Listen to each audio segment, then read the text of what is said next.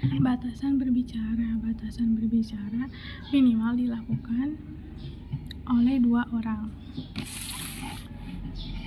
Tidak mungkin dalam berbicara kita hanya sendirian, sekalipun monolog.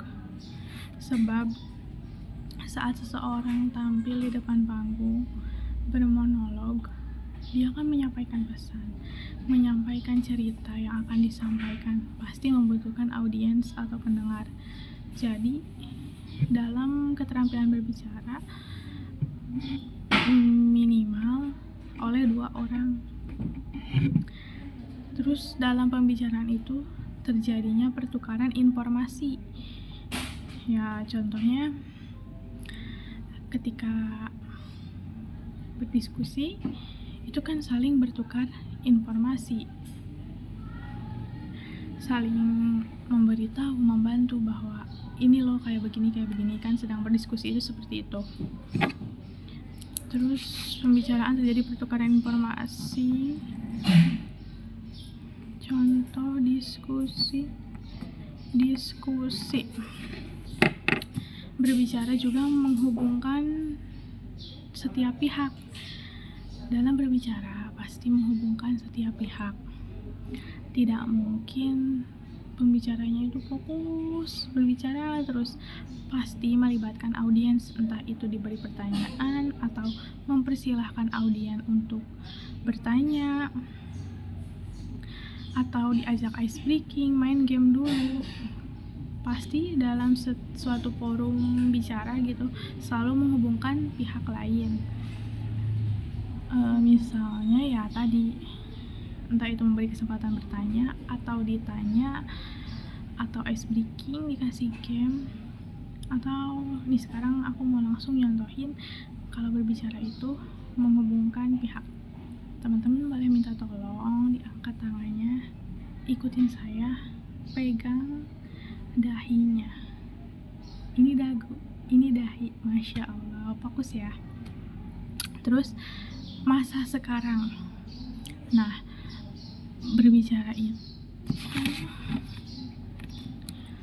harus topiknya itu ya sekarang nih lagi ngomongin topik apa, ya udah fokus itu, jangan lompat-lompat ke masa yang masih jauh, apalagi yang masih belum. Jadi fokus dengan situasi dan kondisi pada masa sekarang. Ada suara, pasti ada suara pembicara, ada audiens juga penonton, itu kan sudah pasti.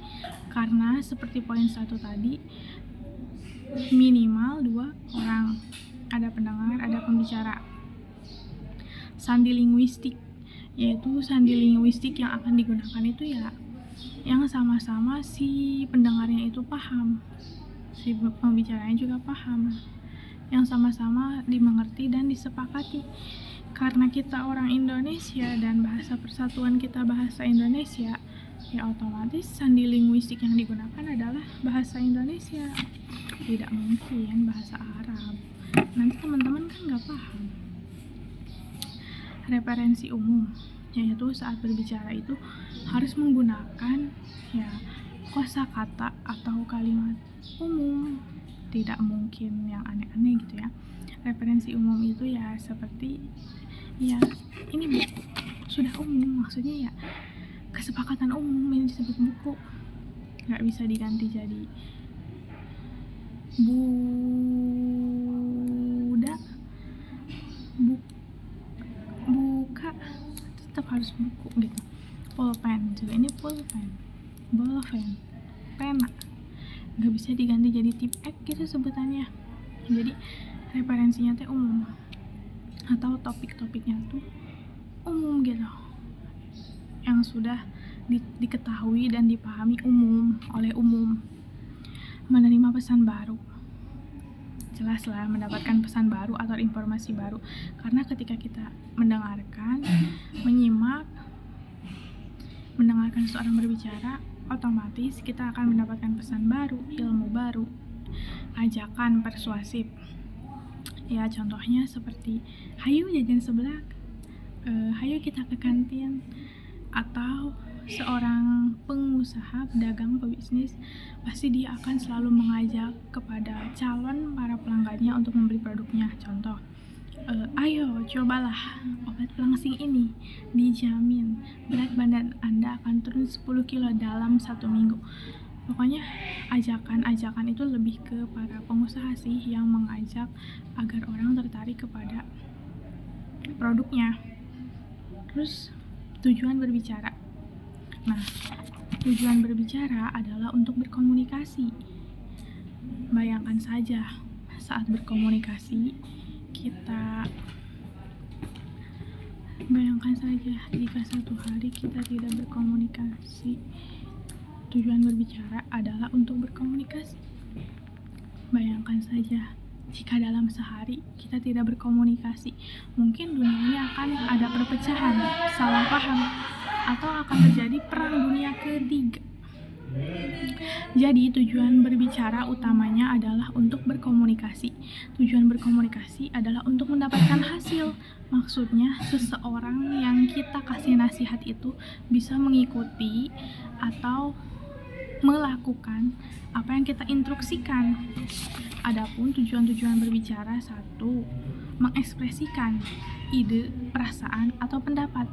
Tujuan berbicara untuk mengekspresikan ide, perasaan, atau pendapat yaitu ya seperti ketika saat ini kita menolak wakil presiden yang masih di bawah umur yang kurang 40 tahun, pendapat mahasiswa kan nggak bisa ya politik dinasti atau apa. Berbicara para mahasiswa itu mengemukakan pendapatnya, atau nih teman-teman mengemukakan perasaannya. Berbicara sekarang juga, karena kalau kita tidak berbicara, keduluan diambil sama orang, entar nyesel di akhir baru tahu rasa.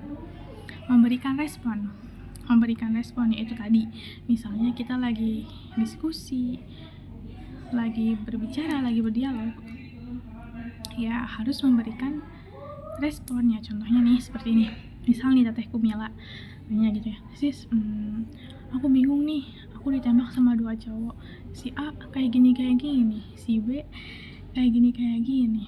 Ya aku respon dong, menurut aku sih mendingan si B karena kayak gini. Jadi ya aku merespon gitu. Terus menghibur. Nah, kalau bicara dengan tujuannya menghibur ini seperti ke stand up komedian, Sri Mulat, anekdot, lenong, legenda, dan sebagainya yang tujuannya untuk menghibur. Jelas untuk memberikan informasi. Berbicara untuk memberikan informasi. Sebagai pembicara yang baik, sebagai pembicara yang hebat, akan disebut pembicara yang hebat, yaitu dapat tadi si pendengarnya bisa melakukan apa yang diinstruksikan. Membujuk atau mempengaruhi, sama seperti balasan tadi. Membujuk atau mempengaruhi itu tadi tetap kayak yang jual beli tadi, membujuk agar mau dari tadi yang tidak mau, mengajak dari tadinya yang belum mau. Terus 3, berbicara itu sebagai seni.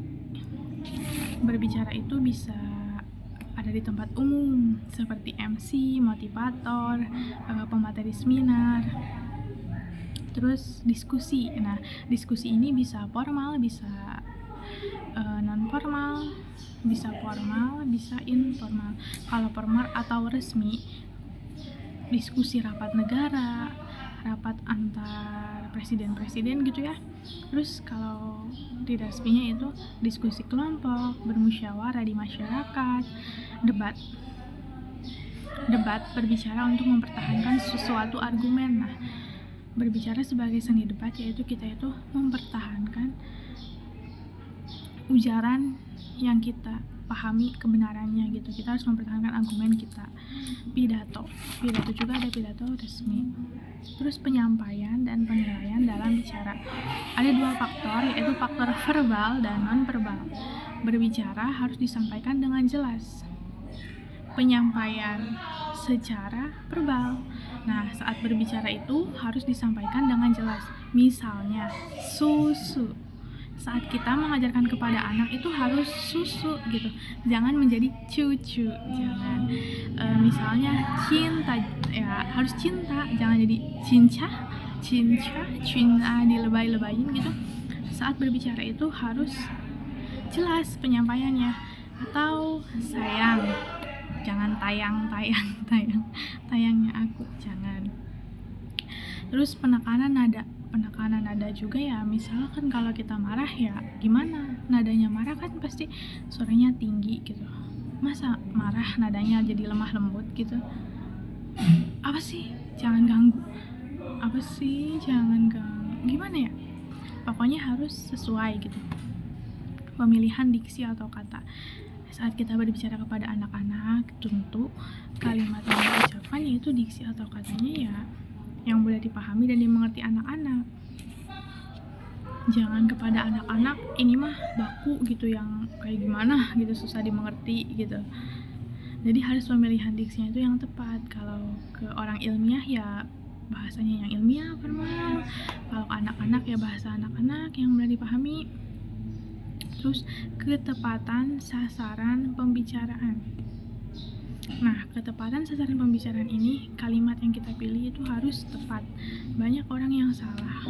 Misal, kalau ngomong kayak begini, kamu tuh kalau jalan makanya pakai mata. Sering banget aku ngedenger kayak gitu. Kalau jalan makanya pakai mata. Itu gimana ya jalan pakai mata? Nah, jadi itu kurang tepat. Lalu penilaian berbicara dinilai secara nonverbal, yaitu satu, ketenangannya. Yang dinilai dalam berbicara seseorang yaitu ketenangannya dalam bicara, tidak gugup, tidak demam panggung, kontak mata, eye contact, harus sesekali menatap lawan bicara. Terus bersedia menerima pendapat jika ide yang kita kemukakan salah, mimik wajah dan gestur tubuh harus tepat. Jika yang dibicarakannya cerita sedih ya berarti harus wajar sedih. Jika yang di ininya bersemangat gitu, sudah sarjana, lulus graduation, ya berarti kita juga harus menceritakannya semangat, bahagia, dengan senyum gembira gitu. Kenyaringan suara yang harus jelas, artikulasi kata yang diucapkannya, kelancaran berbicara, tidak gugup atau banyak nah harus lancar bicaranya, jangan banyak nge-lag lagi. Penguasaan topik. Nah, yang dinilai juga adalah penguasaan topiknya, memahami penuh apa yang ia sampaikan. Ketika tidak paham materi, maka penilaian juga akan baik.